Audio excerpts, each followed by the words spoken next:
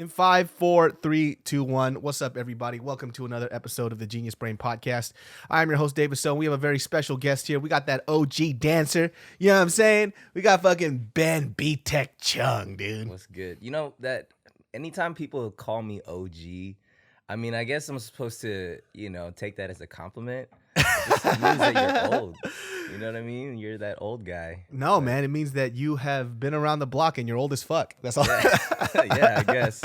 I don't mind. I'm down. I'm down. You know, it's like when people say like, "Oh, you're fucking Uncle David" or whatever. When you give advice, I actually like that shit. I actually don't want to hold on to my youth at all. Fuck my youth.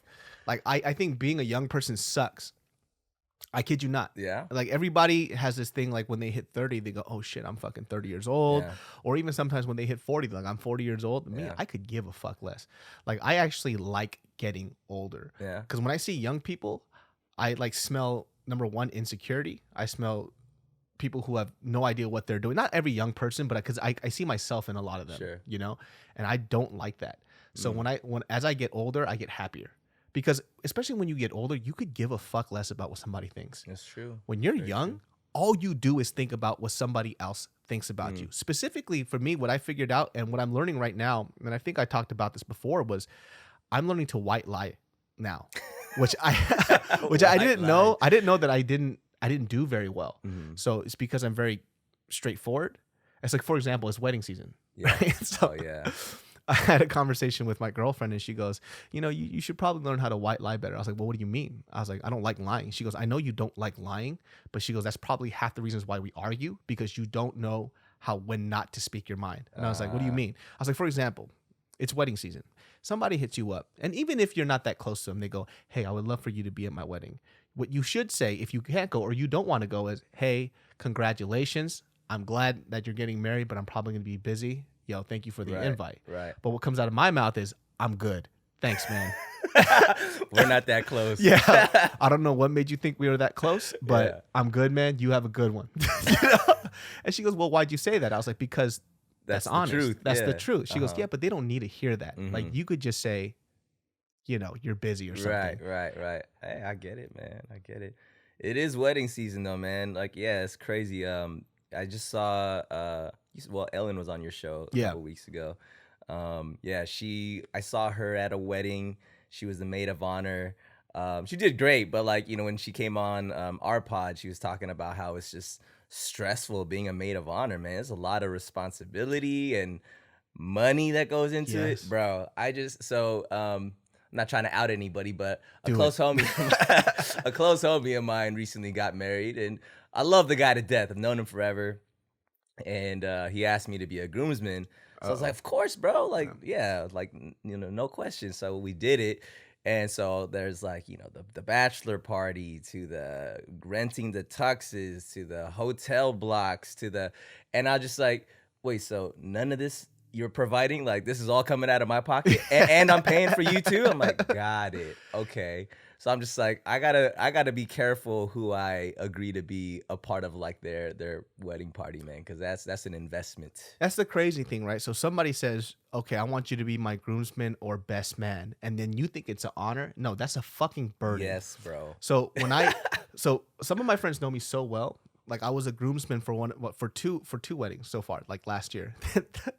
Right when they asked me what they said right after was so funny. They go, "Hey, I would love for you to be a groomsman. Trust me, you don't have to do absolutely anything. You just got to show up and just be there." I was like, "Because you know me." Yeah, you gotta start with that. Because you fucking know me. Because if you knew that, if you were gonna tell me I had responsibilities, they heard you right at the bat. No, no, thank you.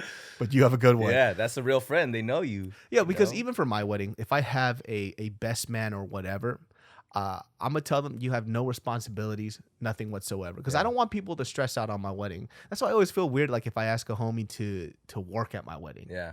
Unless they really, really want to do that thing. Right. They're like, hey, man, I would love to do this for you. I'm like, cool, well, just come on and do it. But it would be hard for me to put all this responsibility on them, right? Yeah. So, usher in all the guests and everything else. I'm just going to hire out people. Like, here, some minimum wage, have somebody usher people just pay in. a staff, man. Yeah. All you got to do is just look nice and drink up. That's all you got to do. That's a great dude. Let me hey, if you ever need someone to stand for you, my man, I'm down to stand for you. As a groomman, all you got to do is just stand up there and then the rest of the night just drink. Yeah. I don't even want speeches just because I know how bad fucking best man and fucking bridesmaid speeches are. Yeah. Fucking terrible, dude. I had this one friend. I'm not gonna say his name, but if he's listening, he knows who the fuck he is. So this was at a friend's wedding, and it was a great wedding, but it was terrible because the DJ that they hired, I don't know what the fuck. I think this fool was like coming off of some fucking high. Yeah. Because he came to the fucking wedding, sweating through his tuxedo, Amazing. just pale skin, dark circle under his eyes, and he was supposed to be the MC as well, the DJ and the MC. Yeah. And so the bride is freaking out. Now, mind you, I didn't want to MC the fucking wedding. I was like, well, fuck it, give me the mic. So I took the mic and I started MC the wedding, and then I allowed the best man to go ahead and speak. Now, the best man, he gave one of the worst fucking speeches I've ever heard in my life. That's so like bad. He literally comes up, and we labeled his speech, I was born with a curse, because he kept talking about himself and didn't talk about the bride or the groom. He just goes, when I first met him, he told me my life was going to be great, and it turned out that it was a lie. My life went into a downward spiral, and he just talked about his pain and his whole life. Depression. And the weird part was, he goes, honestly, I always told myself if I ever got married, I would want a woman just like him. Yeah. And so we thought he was trying to come out, and so I was like, whoa! And I grabbed the mic. I was like, okay.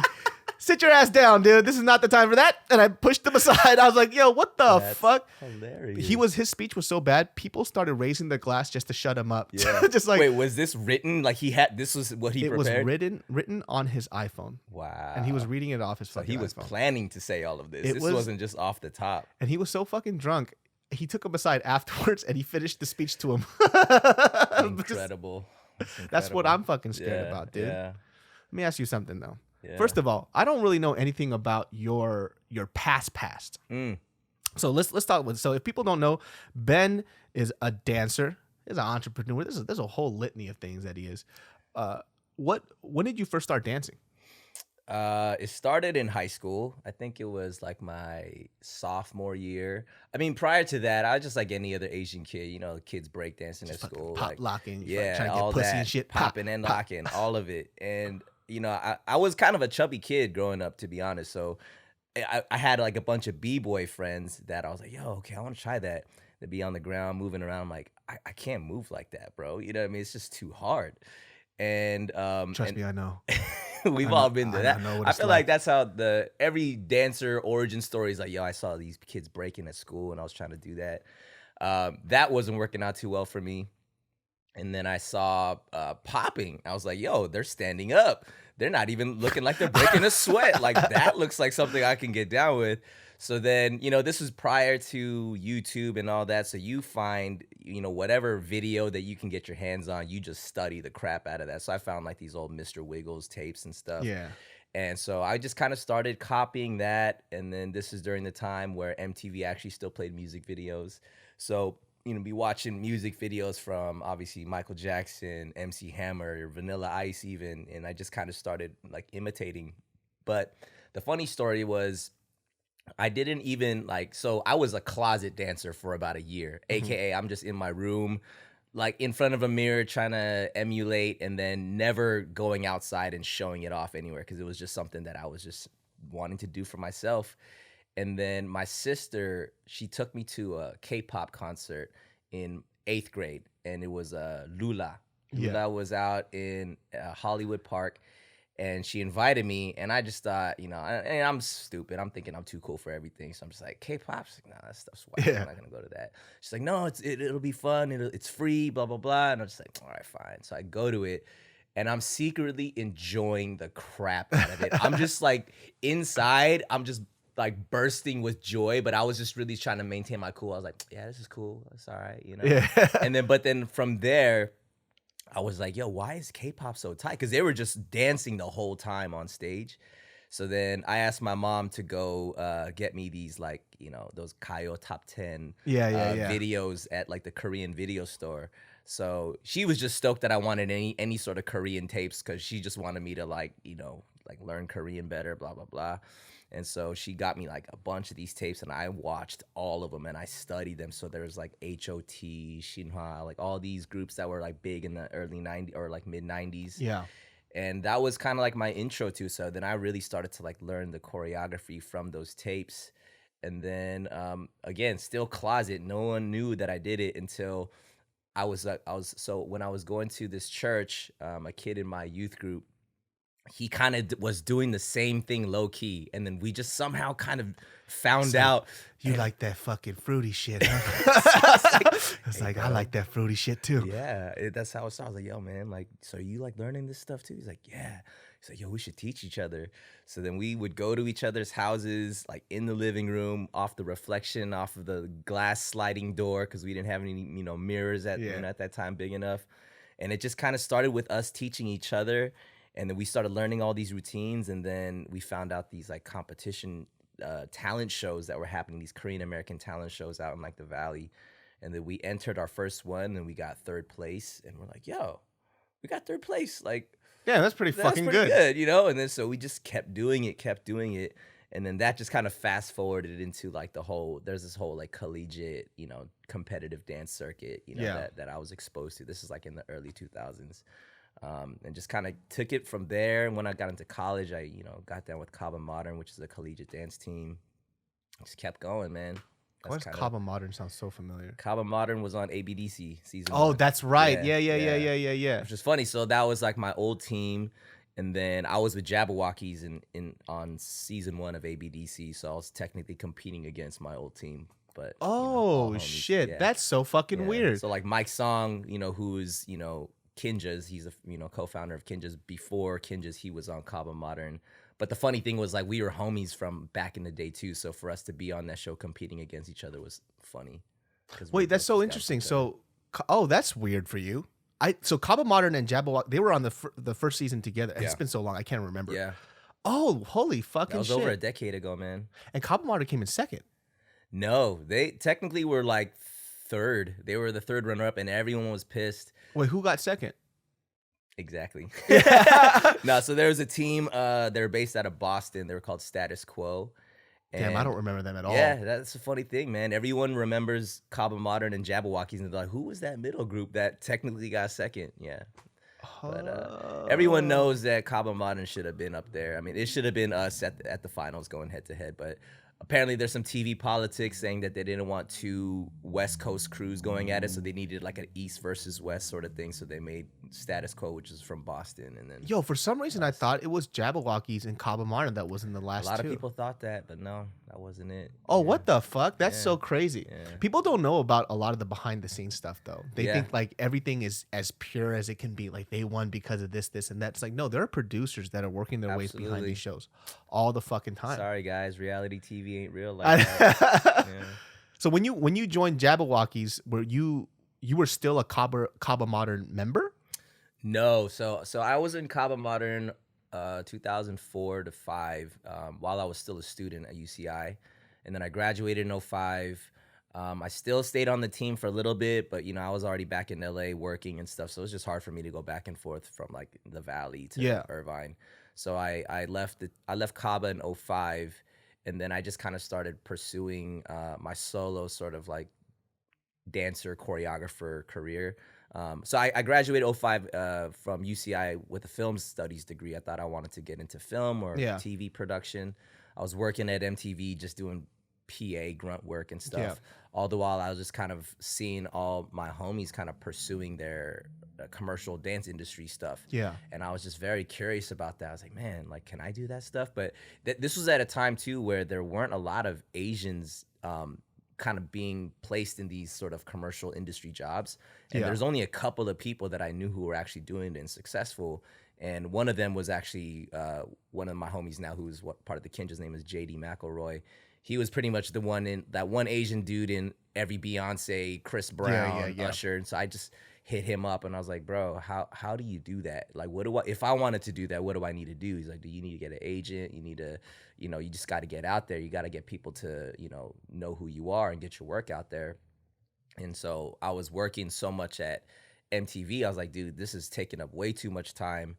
And all the while, like, even when I was at work, I'd be like secretly like looking up dance videos and stuff like that. So I was like, man, this is not for me. And I had a conversation with JD one time. I was on AIM, and I was like, yo, man, so like, what should I do? I got this kind of a solid job, but like I want to see if I can go pursue this. And he's like, well, is that job something that you can kind of come back to later on in life? And I was like, yeah. And he's like, well, dance is probably something you want to try now, if anything, right? I'm like, yeah. While your joints are good, it's all nice and lubed up. Exactly. So I was like, all right, dude, that's it. So I quit my job there. I just kind of started like hustling, man. Just started going to, I got homies that were, signed to an agency. They set me up with meetings. I got an agent, started kind of going out to, classes, and then started submitting my resume. These are times where paper resumes were still a thing, and trying to get like teaching jobs and start subbing classes here and there. And then in 06 was right when, so Jabbawockeez started in 03. And we would just kind of all find each other at the same events. That's the thing with the dance community. It's pretty tight knit, and there's like these big shows that happen throughout the year up and down California. And pretty much all the illest from anywhere would show up at these shows. Yeah. And so I started kind of meeting them individually, and then I guess at the time, because I was rocking with Kaba Modern, a lot of them knew who I was, because like, oh yeah, you're that dude on Kaba. And I was like, oh yeah, like I'm done and all this and that. So kind of just through the natural, like mingling at these events, we kind of just started kicking it. And then they would start inviting me like, yo, you should come in session with us and this and that. And KB, Kevin Brewer, he started his own kind of side project outside of Jabbawockeez in 06, 07. And it was called Super Galactic Beat Manipulators. And he showed up to one of the classes that I taught in San Diego. And I was like, what the hell is KB doing over here? So I'm shook, right? Because I'm a big fan of this dude. And he was like, yo, man, I'm starting my own squad. Like, would you be down to get down? I'm like, hell yeah. And I'm living in the Valley at this time. Yeah. This is in San Diego, but I didn't care. I was like, I'm going to make the drive, because, at the time, it was worth it, you know what I mean? Because dance was all I wanted to do. And so just kind of getting down with KB for, a couple years there, to, meeting some of the other guys on the side. It was like in 07 where they were just, this was before any of that TV stuff happened. Before America's Best Dance Crew, they went on America's Got Talent. That's right. I remember that. Season 1, actually. And yeah, right before they went on that, they asked me like, yo, like, would you want to get down? And I'm like, of course, So then we did the whole like classic, we're going to battle you in. It was like 3 a.m. We went down into Fee's parking garage in NoHo. We started blasting music out of his trunk, and I had to go rounds up against each one of those guys. And man, that's like getting jumped into a gang, dude. It's dance. I got dance jumped in. That's fucking tight, dude. Yeah. I'm gonna pop lock the shit out of your face, bitch. I got battled in, man. And then a year later was when 2008 was when we did ABDC, and then we won that show, and then things just took off, man. Vegas, all of that. That's kind of crazy, the whole Jabbawockeez thing. I feel like America's Best Dance Crew, I don't know where that show is like now in terms of... Oh, it's done now. Yeah. But the influence that it had on dance was unreal, because it was such an underground thing. Yeah, there was Battle of the Year, there's Freestyle Session, there's all the stuff that everybody knew about. Yeah. But it was very niche, right? So nobody really kind of, unless you were into b-boying or you had friends that dance, you didn't really know what the fuck it was, right? B-boying, and I feel like just in the b-boy scene alone, because of the internet, it evolved into this crazy thing. Yeah. Like if you see, for example, just something small, right? Like I remember back in the day, just having an air flare was unreal. Right? Yeah. It was fucking real. Yep. But then the internet starting to happen, and people started innovating constantly. I'm like, yo, what the fuck is that? Yeah. People started doing chair flares. I'm like, what the fuck is a chair flare, dude? How do you do that and not break your arm? Yeah. But now I see like a lot of these European b-boys, right? And their fucking air power is unreal. Yeah. The creativity is there. And like Korea was on top of that shit, right? And they still are. But then I feel like a lot of these European cats, they really innovated air power to like another fucking level. And I can't even comprehend how you even think about this shit. Yeah. But like stuff like America's Best Dance Crew was a huge catalyst for people to really, get into dance. Because back in the day, like I remember if people wanted to dance, they would do it at a garage. There weren't fucking studios every left and right corner. There was ballet studios. There was jazz dance studios. But how many places did you know had a hip hop studio where people can b-boy, dance, pop, whatever? Like if you wanted to get down, you had to learn through somebody else, almost through like apprenticeship. But now there's like classes for people, right? There's movement lifestyle. There was one that you were part Boogie Zone or some shit like that back in the day. Boogie Zone, that was out in OC. I think now they're in like South Bay, Torrance area.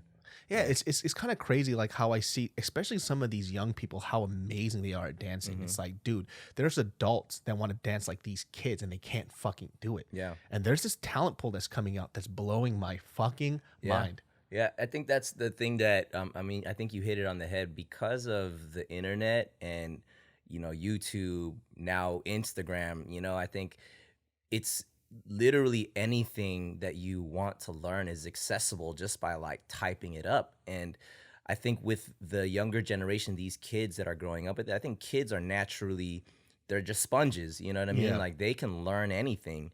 And the kids are the ones that are the fearless ones. So they're going to try that crazy air flare thing, fall on their head, and get up and do it again. You know, if I try that fall up, I'm done, dude. Like, there's no way I'm even attempting that again. But I think with combining, you know, the resources of YouTube, the internet, with these kids that are just down to learn and be sponges, they are getting information faster, more accessible, and they could look up other people who do it differently. So they have this variety now of just offering, and then they can now take it into a dance studio. Because with us too, we didn't have any dance studio. We're doing it in our garage, in our living room floors. So, you know, we just have limited space, limited resources. But now I think, you know, with internet, what it is, people are becoming super talented at a very younger age than before. Because I think even, you know, during the time when I was growing up, there were child prodigies, but it was that one kid from that one area, and then he was just like so famous. But now, like Kid David, like he was the dude.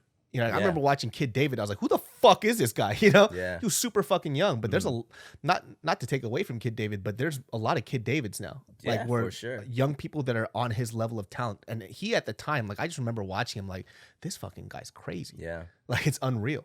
Yeah, it's just the dancing is such a crazy thing. I think like one of the things too that I do see a lot though, specifically from I talk to a lot of dancers. They kind of see this thing where kids will emulate a lot, but they're not getting their own style. And that's also the positive and the detriment of it, right? So I see a lot of kids who I'm like, I know that dance because I saw Mike do that. Yeah. Or I saw Ben do that. Or I saw fucking Phil do this. I'm like, yeah, you're just like a kind of like a damn, what the fuck? Somebody getting arrested right now? Fucking up my podcast. It's real out in these streets of Glendale, you know? Some Armenian dude is robbing some poor little Korean lady. Oh, man, please. But yeah, they kind of like, they sample a lot, which is great. I think as a great foundation. I just sometimes see a lot of stuff repetitive where they're not doing their own thing, right? Yeah. So I think that's the cool part where you get to see somebody who's, you dance, but you don't dance. You know what I mean? So I kind of start to wonder, like, you know, when... Motherfucker, if this cop doesn't arrest me, this fool's just going around in a circle, like a cartoon character. Don't you know we're recording? Come on. Yeah, but I feel like sometimes, like I see some of these dancers and I'll like kind of glaze over it.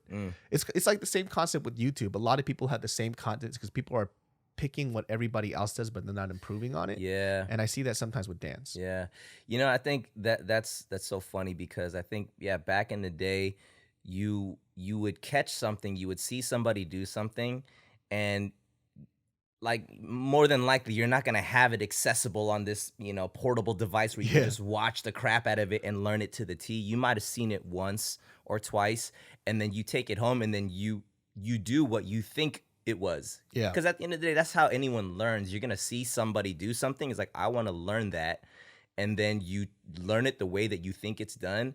And I think a lot of originality from back in the day came from kind of almost by mistake. You know, you kind of doing something in a way that you think it's supposed to be done, but you actually tweak it somehow different because you're your own person. You're not going to be able to literally regurgitate something you saw once.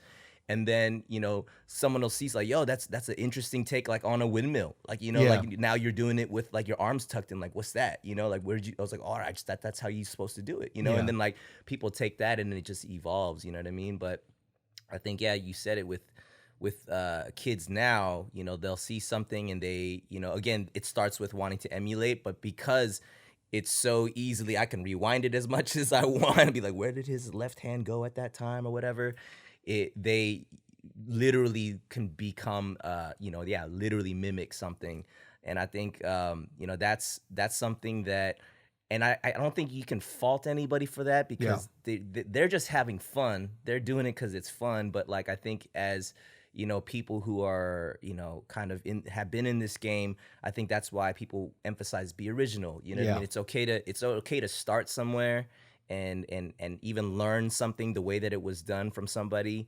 But then take that and then like inject yourself into it and see how you can evolve. Because the hard part is like, I even see this with music or any type of art nowadays.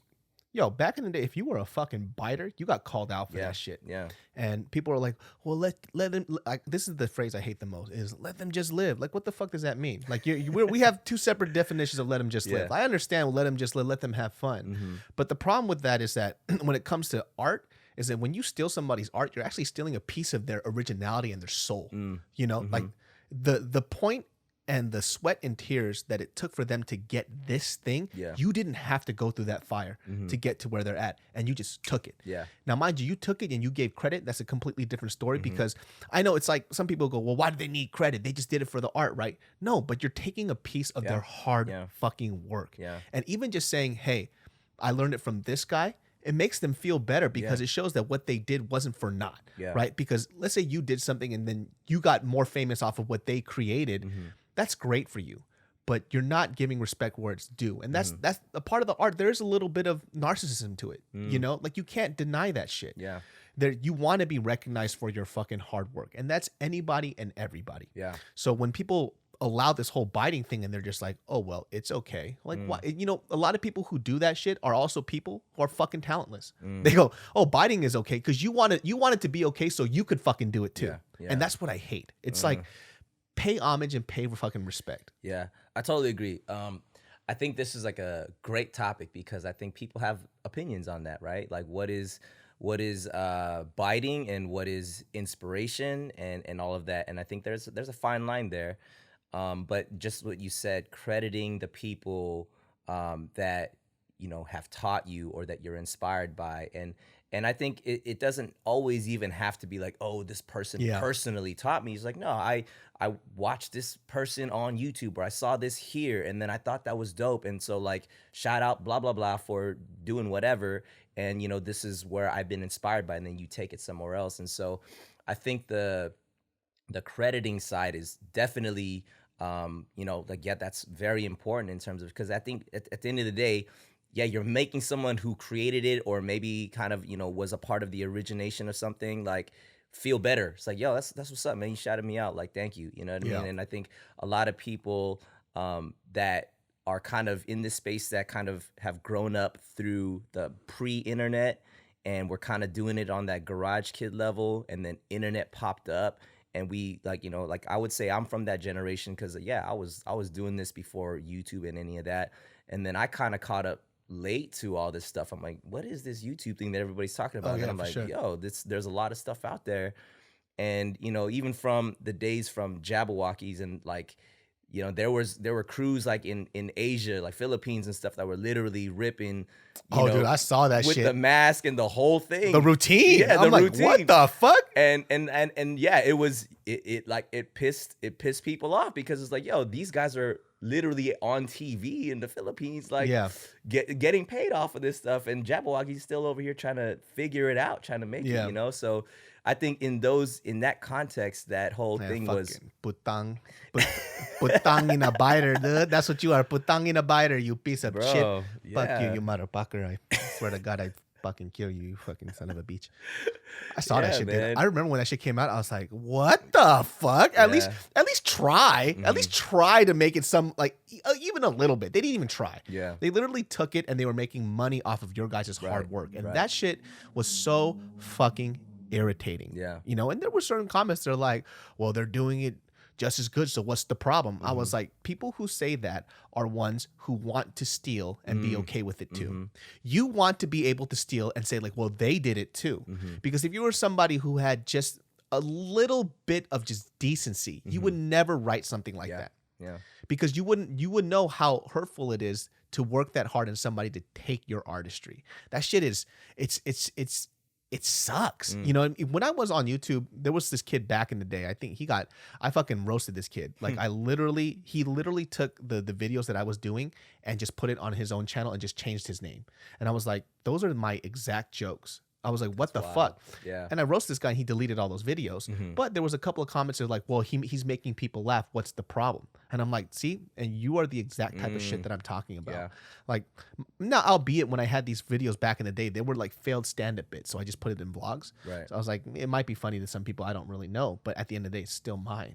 And even if you gave me credit, you still shouldn't use it because he's making money off of my work. So as I was working this on a stand-up stage and it was bombing and I had to go through that embarrassment and then put it on this video, you're taking and you're making money off my work. Like, fuck that shit, dude. Like, I know some people might think that's petty, but it's not. It's hard work. No, I agree. And I think that's the thing. At least, not to say that it was good or okay because he credited you, but at least he didn't credit me. Oh, he didn't credit you. I found out. I So found out through suck, fans. bro. They're like, "Yo, this guy's stealing your shit." Yeah.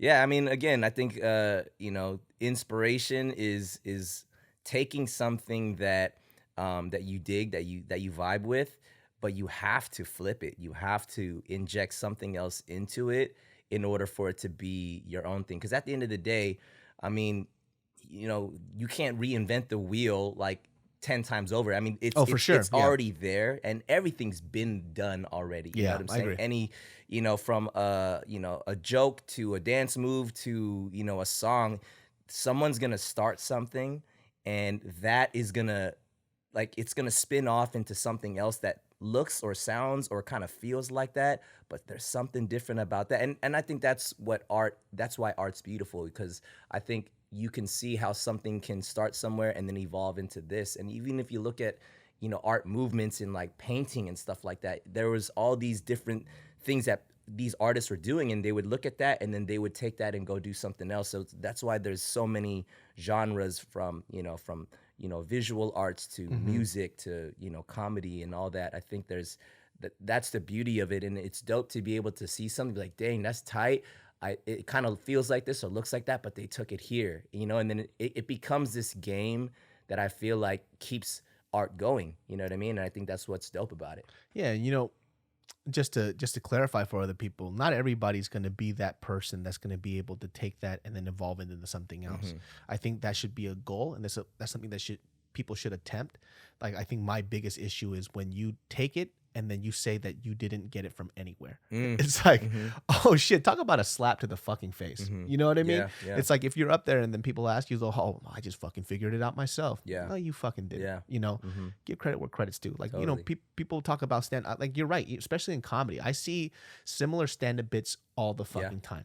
All the fucking time. All the same jokes about marriage, relationships, whatever. But their twist is how they experienced it in their relationship or how they experienced it through their lens. Sure. So yeah, it's technically the same joke, but not really at the same time. And that's the way that you innovate it.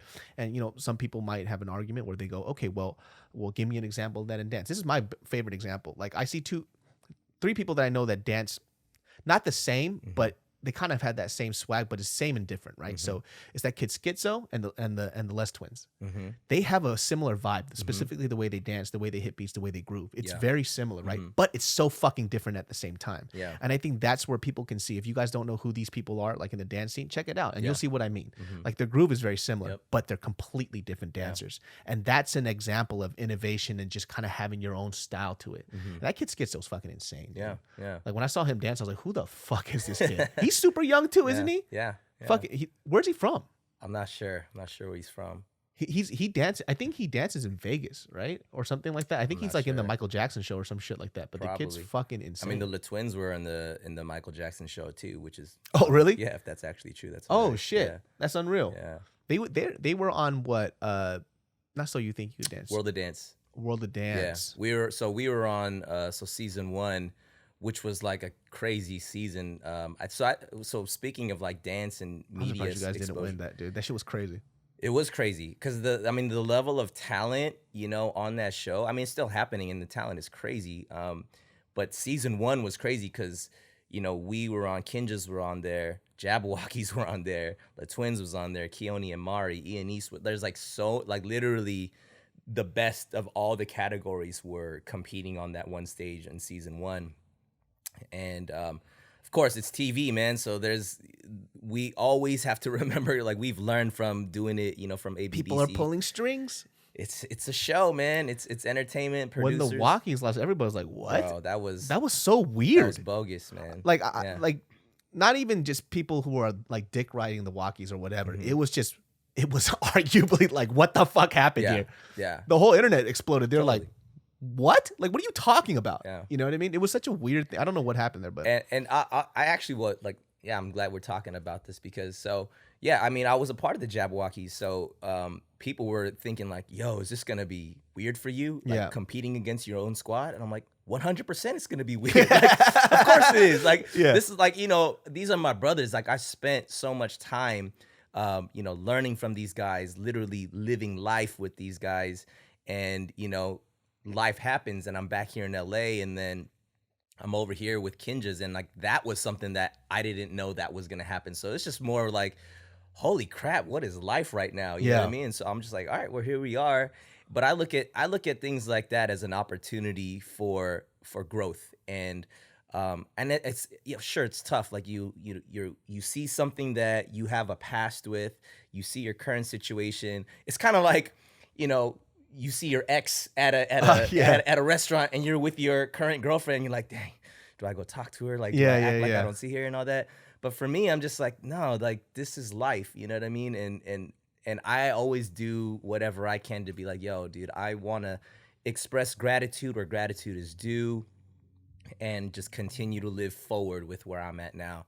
And so that was a great opportunity for me because that was me being in that same space with Jabbawockeez since I left, and it was dope to me, you know what I mean? And I was able to interact with literally all those guys again, and it was dope, man. Yeah. And so for me, thinking about oh my gosh, this full circle is insane, Yeah. And here we are now, technically on this competition platform competing against each other, but that first season, because of who was there, everybody was so stoked to be there because they saw everyone else that was there. They're like, yo, I can't believe I'm competing against, Keone and Mari, and the Twins are here, and Super Crew's there. All the hitters came to play, and it just became this technically a competition, but it was everybody just there to just kind of feed off of each other, and ultimately it was just a big inspiration pool. You know what I mean? But specifically that episode where Jabbawockeez got eliminated, it blew everybody's minds because that round was a battle round. Yeah. The duels. And they came to battle.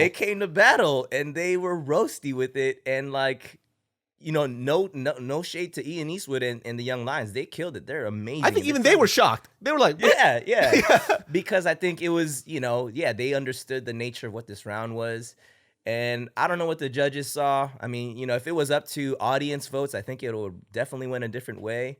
But, for whatever reason, I don't know. I'm not in those producing rooms and stuff like that. But that shouldn't have happened. In the battle round, it shouldn't have gone down. Yeah, because the theme was battle, right? And I felt like Ian Eastwood, he didn't really come to battle. So I was like, oh, he didn't really kill the theme very well. Yeah. But the Wockeez did. I was like, oh, this is a no-brainer. Yeah. And, just for on a TV sense, right? Why would you eliminate one of the most popular crews out of the show? Literally all the comments were like, I'm done with the show. I was like, why would you do that to the show? With, millions of views right there. Yeah. Yeah, it's that's the dumbest fucking thing to do. And everybody was shocked. It's like, did what happened behind the scenes? Everybody was just dumbfounded. Didn't make any fucking sense. Bro, your reactions were the same as ours, man. It was so fucking insane, man. But it's kind of weird, how many shows you guys have done. Do you feel nervous every time you do it? 100%.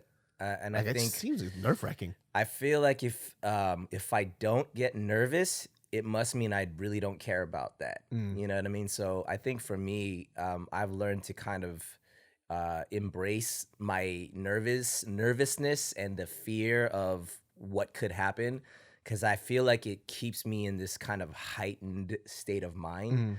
And you know, like you think, and I think those nerves are I mean, I'm sure for you too, like, I mean, I would love to know, like, you know, when you step onto a stage where you feel like I need to kill this, you're not gonna be like, Psh, I got this, right? Like Oh you're yeah, for gonna be sure. like, I'm sweating balls.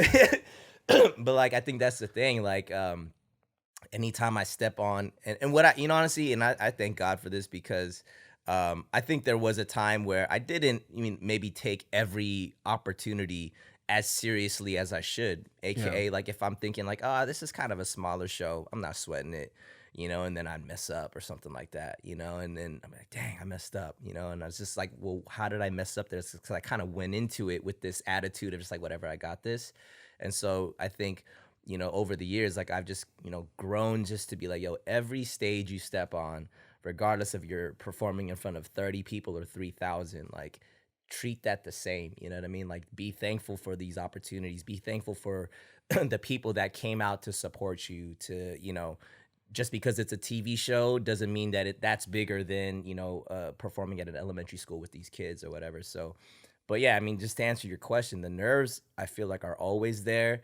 But I lean into that, and that actually helps me perform better. Oh shit, that's Yeah. crazy. I run away from that shit. I'm like, fuck this feeling, man. You know, when you left like the Wockeez, I mean, that was such a big move for you. I mean, I feel like because you guys built such a huge empire together, and you kind of, and like you said too, that you kind of went into this, and then the whole Kinjaz thing happened. I mean, what led you to leaving the Wockeez? I mean, that's such a, like for me, like I always look at it from an outside perspective, and I'm like, fuck, man, like that would be like trying to rip my own skin off because it becomes such a huge part of your identity, Yeah. right? Especially because even now, who doesn't know who the fucking Wockeez are? Yeah. Maybe like little kids, right? But as a dancer, you know who these people are, and that's such an iconic group to leave. And then you guys, I mean, obviously you did really well creating your other thing, but what was the decision that led you to do that, and what was the reason? Yeah, man, that was a tough one, bro, because, you know, that was, so 2010 to 2014 was where I was in Vegas with Jabbawockeez. We got our show in 2010, and we, you know, we're just out there grinding, building this thing, and paving, you know, new ground for dance because, as far as I know, no one in history is, you know, within the hip hop urban dance kind of category was able to headline a Las Vegas show. So, Yeah. you know, obviously just the experiences that I had there were amazing, that money can't buy that stuff. Yeah. But it was just like that year of 2013, I was going through a lot of just personal stuff, you know, from, you know, relationship that didn't work out to just me personally feeling that I kind of was losing a sense of myself. And a lot of that was just me not even like, I didn't even really know where God was at in my life, though I would always say that I had a relationship. Like there's a lot of stuff that was happening that whole year of 2013, I started to just feel this sense of something needs to change, you know, and I couldn't put my finger on it, like in terms of like, what am I really feeling? Like, what do I need to change? And a lot of it was an unwillingness to change because I felt comfortable, you know. I was just like, yo, but I'm here like this, you know, making money and I'm dancing and, you know, it's cool, it's fun. And like, there was just this quiet voice, you know, somewhere in the back where I didn't know what that was and I was trying to ignore it, was saying like, this is not for you, you know? Yeah.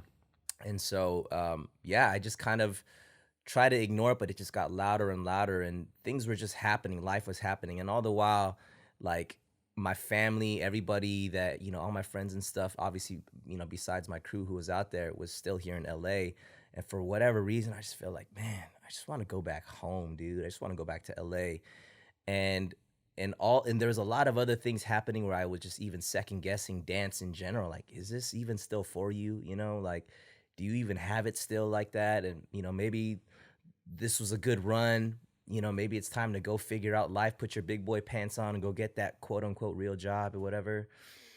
And yeah, dude, it was a whole process of a year. And, you know, there was just a lot of transition happening with my personal life to what was going on, you know, out in Vegas to what I was feeling drawn to in LA, that it was just this, you know, I sat down with the guys and we had this talk, and I was so afraid to have this talk because I didn't know what I was gonna say. I didn't know what the outcome was gonna be, and of course, the fear of the unknown is the worst. It could be so paralyzing. But that conversation and the way that things kind of just happened was like, oh, this is so meant to be. There wasn't this sense of like, oh, dang, like I shouldn't have said that, or like, oh, like why is this happening? More of just like, whoa, I think this is the right choice. You know what I mean? And so for me, I felt like, man, and I've always been a fan of the Jabbawockeez. I was at the very first Jabbawockeez performance in 2003 in the audience, just as a fan. And this was before, again, this is the first performance in life, so no one even knew what the heck a Jabberwocky was. Like the way that it was spelled in the program was like not the way you spell it. It was just like beta phase. Freaking blew my mind, man. And I just knew that like these guys are gonna change the world somehow. I'm like, and I'm tripping out by myself watching this, and like the rest of the audience is just quiet, and I'm just like, are you guys not seeing this? This is insane. And so I knew at that moment that they were gonna be the biggest, and like for me to actually be a part of that group was just like, wait, how did this happen? Yeah, so yeah. Dream come true, and I told the guys, in my like kind of final sort of meeting with them, I was like, man, I started as a fan day one, and I'm a fan now, and I'm gonna be a fan for life. You know what I mean? So that's something that I'm gonna carry with me forever, and I had no idea what was on the other side of that move in terms of coming to LA. There was not, honestly, I wasn't even planning to dance anymore. Like I said, I just kind of felt like I fell out of love with it. It just was like a love-hate sort of thing because I just associated so much of, the drama that was going on in my life, that everything was just tied in together. And I just felt like I need to just maybe step away from all of this, you know what I mean? And so when I came back to LA, I had no job lined up. I had no idea what I was gonna do. Thank God I, had some sense to have some money saved up. So I was like, cool, I got some runway, I'll figure it out. And then when I got back to LA, so Mike and Anthony, who are the founders of Kinjas, they founded in 2010. And it was just like a homies, like fun crew. They would get together, every so often to put together a show. And then they would just kind of go do their individual like dance or hustle. And that was when Mike and Anthony they're doing the whole YouTube thing on the solo tip, and they're killing it. They're traveling the world teaching and all that. But the timing, I guess, of 2014 was when they were kind of getting tired doing their own individual hustle. And they were like, man, it's just not fun traveling alone. You know what I mean? Like, it sucks, yeah, man. I'm how sure. often can you jack off in a hotel, man? It's just, even after a while, you just got no juice left. It's like, fuck, man. Fuck this shit, dude. I'm just going to not do it today. Hey, man, that's real talk, dude. That's real talk. Shit sucks. And you got a girlfriend. It's like, fuck, I can't do nothing. I really do just have to jack off and go to my hotel. Look at this. All the fucking sheets are all crusty. I was like, man, you need to change my sheets immediately. It's real spit, man. But yeah, man. So with these guys, they were just kind of in this, in this space of we're tired of doing the own, solo thing. Like, it'd be way more fun to do it together, So they were just like, man, let's start pouring all of our focus into Kinjas. Let's hit up the homies that that were down with the squad at the time. That to see who's down to actually pour into this thing. And that was the time that I had come back to LA. And so I've known Mike for, man, probably over 15 years now. I met him since college, right? Yeah. Well, before college. He was in high school when I first met him. He actually, he started dancing like after kind of seeing me and my little K-pop group perform at like a UCLA Korean culture night. And, he's this high school kid who's like, yo, this looks tight. And so he's like, oh shit, I want to do that fruity shit too. Like, you do tight, that man. fruity stuff? Don't knock the fruity stuff. It's dope. But yeah, so he kind of started, in high school after kind of being inspired by, my group to, things that, from Wiggles and all that stuff too. So he kind of started there. So when he went to college, he came to UCI, he hit me up because he knew that I was there. And he was like, yo, man, I'm coming to UCI. I want to dance. Like, what team am I getting down with? And I was like, bro, you got to get down with Kaba Modern, bro. You already know. And he's just like, all right, well, let me check you guys out. So he came to one of the performances, and he was like, yo, okay, cool. I want to dance with Kaba. So that, from there, we got tighter. ABDC happened. And so we've just kind of stayed, just in contact over the years. That's like a full circle, dude. Yeah, and Mike and Tony actually were the first swings for the Jabbawockeez show. They were in Vegas, and they were doing the show. They were kind of like our swing cast and stuff. And so when Mike was out here, I knew he was grinding, so we just connected. We grabbed lunch one time. He's like, "What's up, man? What are you doing here?" I'm like, "Bro, I'm here." He's like, "For how long?" I'm like, "For good." And he's just like, "What?" He's like, what does that mean? I'm like, "Yeah." He's like, "Well, what about, Vegas and Jabbawockeez?" He's like, "Yeah, man, I'm back, dude. I left. I'm just trying to figure out life right now." And, he was kind of in this, Mike's very good at kind of reading a situation to just be like, "Oh, okay. You cool?" And I'm like, "Yeah, man, I'm good." He's like, "All right, well, if you need anything, man, let me know." I was like, "For sure." And so it was just one of those, like, I'm kicking it with my homies because I just felt like I needed to be around people that, like, homies from, back in the day and stuff. And we fast forward to, I go on this road trip. Mike and Anthony were traveling cross country, just driving, and then they were just visiting landmarks that they've always wanted to see. This is kind of like a bucket list thing for them. And so they knew that I was back in LA. So they were like, "Yo, man, if you're not doing anything, like, come out to the Grand Canyon. We're going to be in Arizona, like, on Monday. Meet us out there." I was like, "Cool. I got no job. I got nothing to do." So I rolled out there with my homie Sean. And, we were just like, it was so perfect because we were not like dance. I mean, we were kind of, here and there, we would talk about it, maybe even session a little bit, but we were just on some life tip, just like talking about like, "Yo, like, what are you learning right now? Like, what are you into? Like, what do you want to do right now?" And it was just, I sound like some Anthony Lee shit, dude. yeah, That motherfucker spiritual as fuck, dude.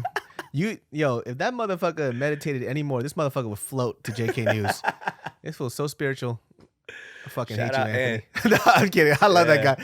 He's just like, he's such a nice guy. I'm just like, oh god. Yeah, he just turned 33, man. So he's on his manhood right now. I know. I'm surprised he doesn't like patchouli oil and fucking like eating veganism and shit like that. He's a vegetarian or some shit. He was for a bit. We all were for a bit. We watched because the fucking Steven and Michael, huh?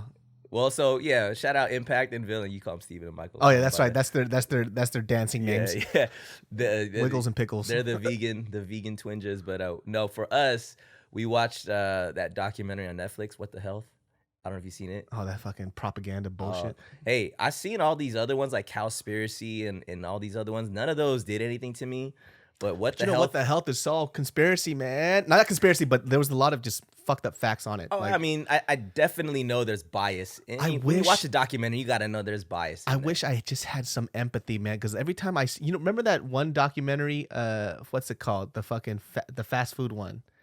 Super Size Me. Me, right? So when I saw that shit and that guy was getting fat and eating the burger, I was jealous. I was like, fuck, I want a fucking burger so bad right now. And it didn't deter me. I actually got McDonald's after. And I didn't even like McDonald's at the time, dude. So it actually got me to eat McDonald's, that fucking documentary, dude. Dang. Shout out Super Size. So are you vegetarian or vegan? I am. I've been vegetarian for... Oh, vegetarians. I feel like I could be a vegetarian. Yeah, it's doable because one, I mean, I still eat eggs. I still eat dairy. I'm good then. See, that's all I need. Yeah, you good. And what I realized, so people ask me, anytime I talk to like somebody who goes vegetarian or vegan, what's the first question they always ask? So do you feel different? Do you feel better? I'm like, honestly, I fart a lot. That's true too. You said a lot of fiber. That happens. But I was like, honestly, I feel the same. And they're like, "Oh, what?" I'm like, but so that's the good thing. I don't feel different. I don't feel less energy or I don't feel more tired. I could still like go to the gym, work out. I still feel like I get the same results that I want. So I'm still getting my protein from plant-based products and stuff. So for me, it was more of if I'm not losing anything by taking meat out of my diet, that must mean it's a good thing. Because it's not like I'm helping myself by eating a ton of meat. Because I know, like, as much as the documentary, there's bias in there, I definitely feel like there is absolute correlation between, meat products and metabolic disease. I mean, that's just, people from heart disease to cancer to high blood pressure, gout, all that stuff. That's like that. But see, all that stuff though, like that you saw, is also in conjunction. So the problem with that documentary is that people don't ever do conclusive studies based on people's previous diet before, right? So for example, a lot of people will do this, and this is only stuff that I looked up because I lost a lot of weight recently, so I had to do thorough research, to a certain extent, anyways. But they'll do stuff like this. They go, meat is bad because it causes inflammation, blah blah blah. Yeah. But what are you eating with that meat? Are you having a high carb diet? Is it also high fat? Is that in conjunction with processed foods, or is it just the meat alone? So those are the scientific studies that people don't talk about, right? So there's a lot of people who go into veganism or vegetarianism, right? Because it does wonders for them. And the reason why is because of this. When you do that and you switch your diet, you're also becoming more mindful about what you put in your body, which is what you weren't doing before. Right. But if you did a conclusive study against somebody who did eat protein, but they also ate a lot of vegetables, they didn't eat processed foods, a lot of sugars, would that person's diet or health be as worse or better or the same as somebody who just went vegetarian? So those are the things that are really different, right? Yeah. So for example, one of the things that helped me lose weight a lot, and what I found out, was that I would do two things that were really messed up. So your body tends to have two sources of energy. You're either a fat burner or you're a carb burner. That's really about it, right? So problematically, what happens is people mix both. So here's a great example of something that's terrible for you. Pizza.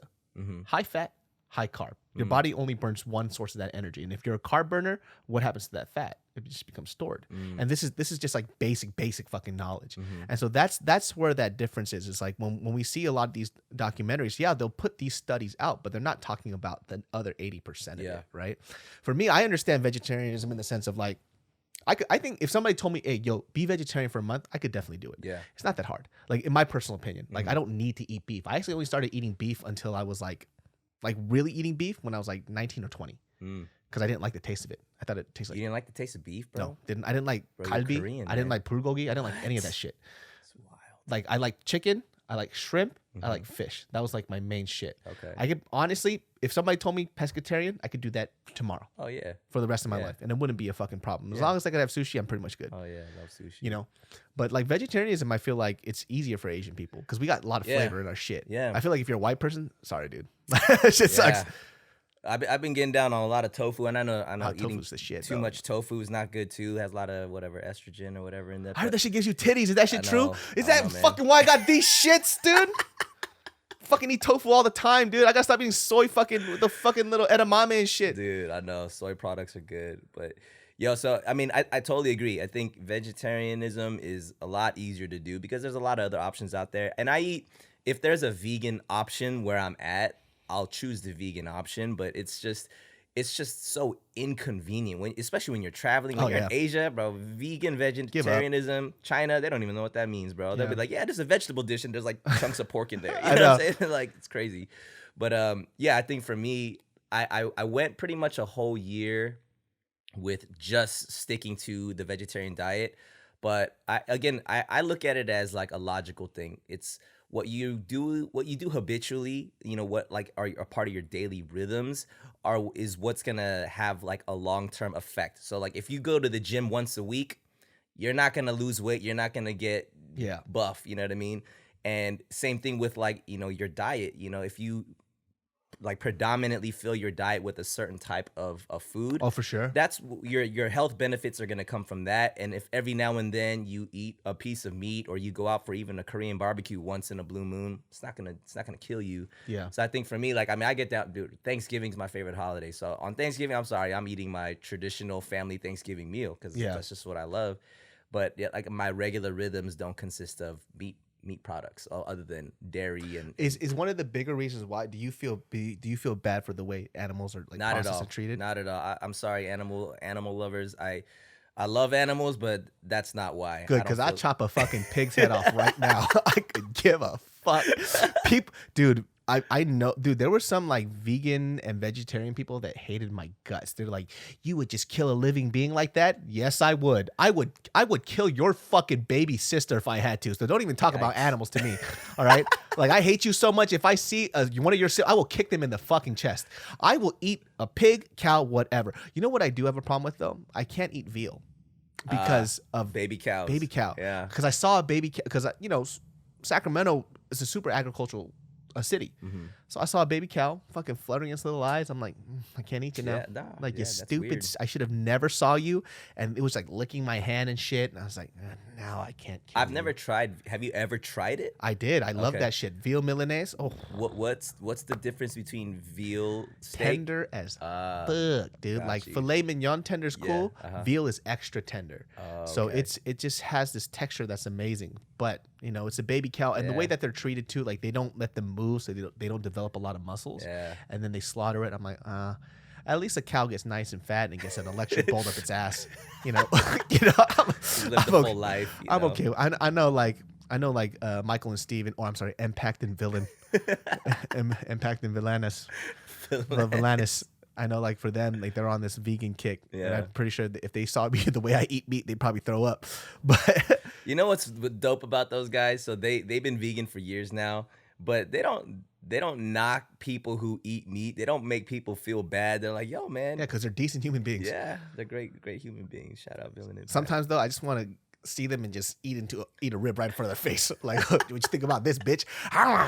They'll probably impact me. Yeah, dude, do it. Yeah, I'm like, you positive motherfucker. God, dude, those guys are so positive, man. They're so spiritual and shit. It's crazy because they're Hmong, and I know those motherfuckers eat pig blood, but then I did straight up no meat. That's what I'm saying. So when they told me before they were vegan, they literally ate the crazy meats. Yeah, like crazy shit. The stuff dude. that I'm like, yo, I didn't even know people eat that stuff. Yeah, they would love it. That's because they got scared out of meat. That's why. Maybe. That's fucking crazy. I remember watching your guys' like Insta stories, and I was like, everybody is becoming a fucking big. Oh, did this shit stop? Well, the fucking video shit cut out, but I know I was wearing my jacket earlier for continuity, but it's getting hot. It's getting hot. It's okay. I got this fucking Winnie the Pooh over my dick because I got boner. I forgot what the fuck we were talking about. Yeah, we're talking about meat. Baby cows. But fuck about baby cows, bro. Yeah, but Michael and Steven are super nice, and I've known them since high school. They were dancing. That's wild. They were in a crew called fucking what the fuck were they called? It was fun. It was a funny ass name. Oh, the Psycho 6 or some shit. And that went into dude, b-boy names were the funniest shit on earth, dude. Oh yeah. Like you had to somehow make it hard but not weird at the same time. There was like they went Psycho 6, then they had Underground Flow after that, and they're still going on to this day. Underground Flow. UGF is killing it right now.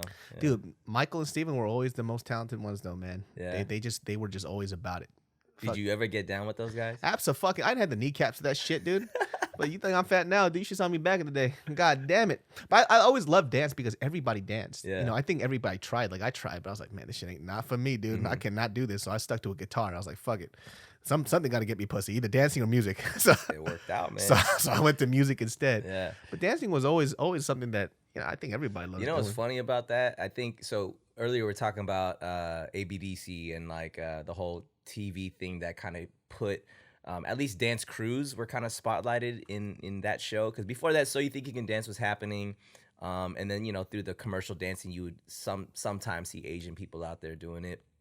But ABDC season 1 was this weird sort of phenomenon, because prior to that stereotype of you're Asian, you must be able to dance didn't exist. You know what I mean? And I think it blew people's minds when they watched that show season 1. They're seeing Kaba Modern, all these Asian faces.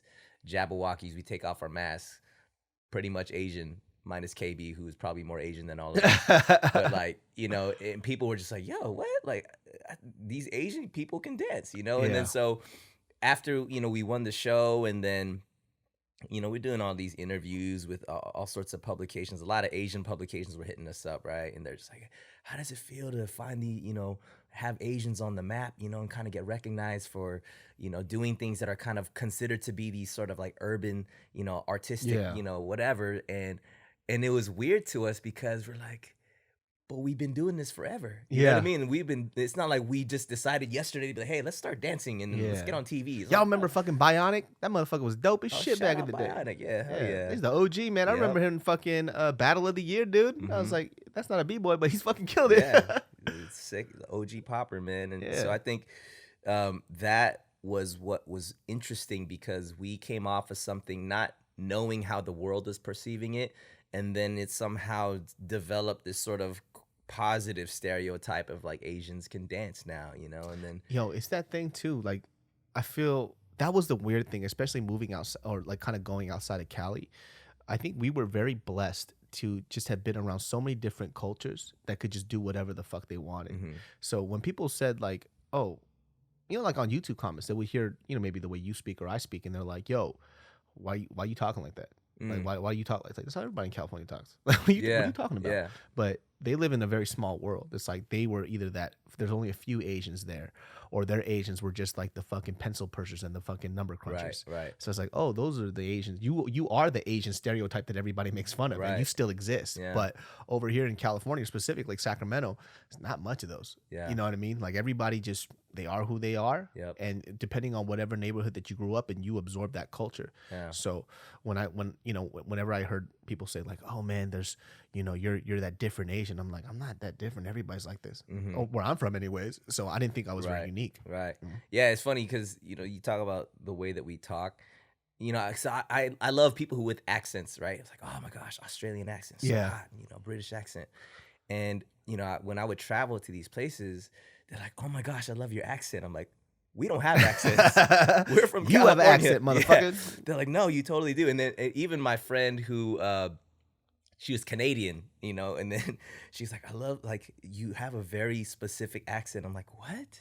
Like, I don't know what you're talking about. You know what I mean? But I guess it's the Cali like, you like accent. it? All right, get naked.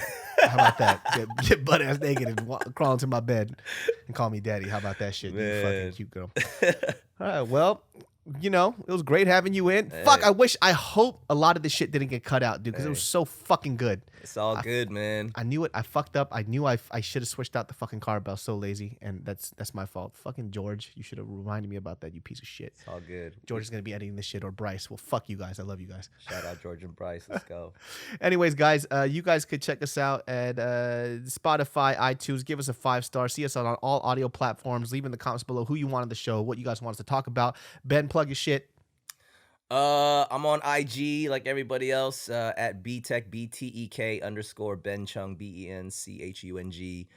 Follow Kinjaz at Kinjaz, KINJAZ. We got a podcast, Kinjaz Podcast, cast with a K. For some reason, we spell everything that has a C with the K. That's why nobody can find you, motherfucker. That's why you keep me spelling your shit. We should be knowing this spelling stuff. But Kinjaz.com. Yeah, that's pretty much it. We're on Twitter, Facebook. I don't know if people still use that stuff, but at Kinjaz. They do. OG. All right. Oh yes. My generation, we're still on Facebook. That's why I'm still plugging away. But we're on all that stuff. Cool. Yeah. All right, y'all. We'll see y'all next time. Peace.